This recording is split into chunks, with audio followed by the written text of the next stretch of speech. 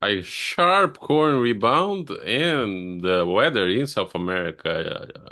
Jerry Gidel and I will discuss right here on Connected Farmer, your channel to keep you up to date with the latest trends in agriculture and livestock.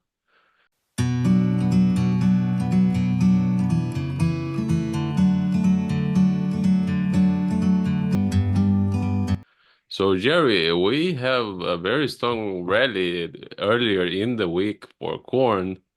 Not so much, but for beans, but for corn, the rebound was very good. How do you assess that?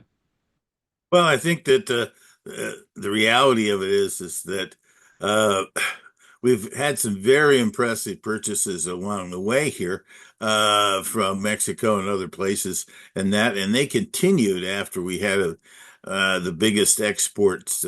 Actually, we didn't get the official number until this Thursday, but 141 million purchases of corn is very impressive, and that to some extent, the market then on Friday decided to take a little bit of buy the rumor, sell the factor. Beans were solid at 80 million, but the biggest thing right now is that we're in that period of time here where basically a limited amount of harvest pressure will be going on. In some cases, unfortunately, in my travels here over the last week or so, going out to my relatives and my renters and driving out to Omaha and all that kind of stuff. Boy, there is limited numbers of fields out there yet to be harvested. Virtually beans, I have to say it's in the travels I had was less than 10% on corn. Geez, I think it's like maybe 25%. Excuse me, that that's still in the field. And now that's less than what the official number was from the USDA, but I think you get northwest part of Iowa up in the northern third. That's where some of the more fields are at now. Why aren't we finishing up? Is the fact that a lot of these elevators, and particularly my own in central Iowa, there were full and needed to move supplies of people that had made sales and move it to their transportation systems, and that either go to the ethanol plants or go to the railroads. And actually, in my case, they were um, taking supplies out Well, of do, this do you other. think that this is going to continue for next week, these sales? Well, the amount of sales we announced this week, which will be in next week's number, was 1.6 million metric tons. And on the beans, it was 1.3. So yes, I think they will continue. And that the biggest question right now in this whole export demand situation uh, is China gonna step up into these things and become a little more of an aggressive buyer here, particularly in beans. Yes, you know, to some extent, they've bought a lot of supplies from both Argentina and Brazil, but at the same time, I'm not sure that they're going to have access to a lot more between now and the harvest starting to come again, which is way out in late January and February for Brazil, and in Argentina, to some extent, that might even be a little further out than that. And so I think that right now, the Chinese feel like that they shouldn't be buying from the U.S., this kind of stuff. And I think they have a solid crop over there, prospects. But I think the real interesting twist is that they always have this issue of trying to get their supplies to the right place, and also on corn particularly, lots of production in the north and a lot of consumption in the southern areas of China. And so they've done basically in the past is buy stuff to deliver to down there versus trying to take it down and export it out and around the country. There's no real railroad system that takes us from Manchuria down to uh, north of Hong Kong. So that's an interesting twist on it. I kind of feel like that's still to come. At this point, we have with this week's sales, though, finally got above our pace on corn to reach the USDA's numbers. of 2.35 billion bushels, and that we had 141 bushels, 141 million, I should say, this week, and as I said, 80 million or 90 million on beans. But the beans on to me are going to be the most interesting one here. From there as to what happens with the overseas demand at this point, and I kind of feel like that. Right now, at least, from the standpoint of what the U.S.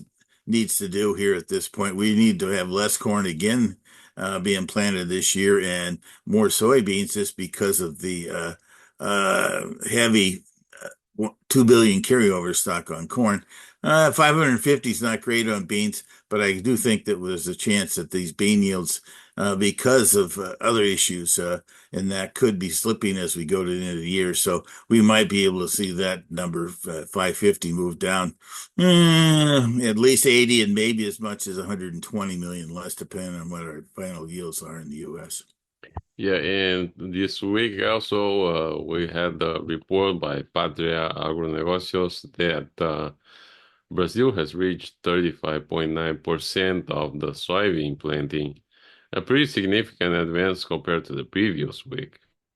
Yes, yes. Well, there was some rains that occurred uh, not late this week, late last week, and on and that definitely gave. They were in the process of ramping up their plantings with the anticipation of that rain, and it's continued.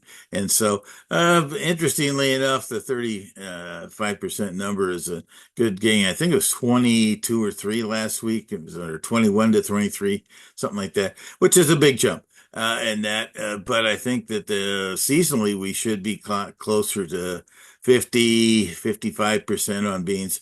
And that's going to be interesting here. We're not desperately behind in South American plantings and that, but it's going to put a little more strain in things, as much to do with the second crop corn plantings and that, which is quite a ways away. But in reality of it is if you don't get the beans planted and get them harvested, you can't get the corn in January as much as you like. And then it's February and March is when it happens. Last year, it ultimately dinged up the corn output in Brazil. Yeah, and also in Argentina we had the problems with the leafhopper. Oh, definitely, it's put the fear of God into these producers down there. Uh, Traditionally, here at this point, we have a pretty good surge of corn and soybeans. Uh, Up to about this point, late February, late October, and that was their so-called first crop plantings of both those crops, and that, and because of the impact of the leaf hoppers and the viruses that they brought to the corn crop that really significantly reduced their yields. Because I think last year the Argentinians actually acknowledge the fact that that impacted. They went from like 52, 53 million metric tons down to a 48 by the time they got the in. And at this point, there's indications, at least on the wires, is that the 2 million hectares of corn that they planted last year in this early window, and that because the one interesting thing about production in Argentina is they have early window, then they have this wheat harvest, and they plant a lot of extra double crop beans, and then they turn around eventually January and February to plant corn again. Well, in this case, this year, as I said, there are 2 million hectares last year. There's talk that it's 930 to 950,000 tons uh, hectares, which is half of what they planned a year ago. That's a significant factor because the first crop normally has better yields, and that's the thing. It impacted now from that span point. So they're definitely got impacted by that, and that could make. Right now, the USDA is trying to anticipate that their crop in Argent in Argentina is going to bounce back into that 53, 55 level, but I'm not sure that's going to be the case after this indications that the producers in Argentina are very reluctant to plant corn, at least in the first window here until they get a better handle on this leafhopper. Yes, and what do you expect in terms of market activity for next week? Well, I know we had a kind of a beat up Friday here and backed off on things. Kind of feel like we'll chug a little along. I think if we continue to get some more overnight sales, which I think we will get here, and if we at all show up with some Chinese interest in here, now it probably will be under unknown at this point. It probably won't have their name on it. But in general, here, kind of feel like this market's still has to push a little bit higher here to attract some further sales to reach out um to commitments and that for shipments that need to get out. Now, the one last twist in this thing that's got everybody kind of on pins and needles is the fact that uh, the differences on the two U.S. presidential presidential candidates is that uh, Trump is openly saying he's going to end up reinstating these and increasing the export tariffs on corn, soybeans, and type stuff going to China. And so that's really the twist of the things here is that the other one is still not taking off the tariffs we have, but it's not. Harris is not promoting the fact that that she's on some kind of vendetta against China for to hit things, and I think that's really an interesting twist here. I think that may be the reason why China's been a little reluctant to be a buyer here from the U.S.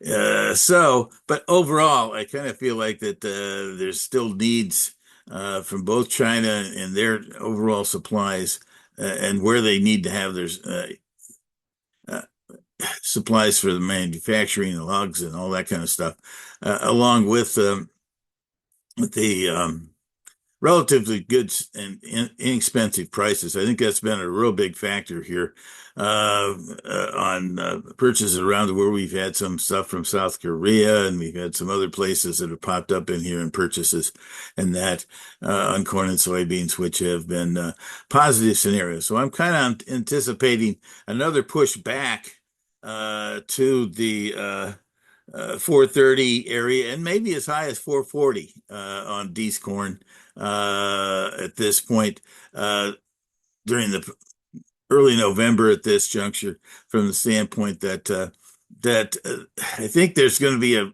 idea in the country here if I can see $4 for my corn, I'll go ahead and make some marketings and additional marketings and that. I think that's where that kind of hit fits. It might have to be as high as 445. We'll have to see. On the bean side, because of this export sales, by the way, the beans still are behind the seasonal pace to get to the USDA's projection, but I kind of feel like that with weather issues and things of that in South America, we could still have a solid prospect for the USDA. On the corn side, though, we've had some big jumps over the last few weeks. We're actually at or above the pace. And there's some people even talking about another 50 million out there. But on the bean side, on the prospects, I think we're still got a chance to go back up to the recent 1025 to 1040 range.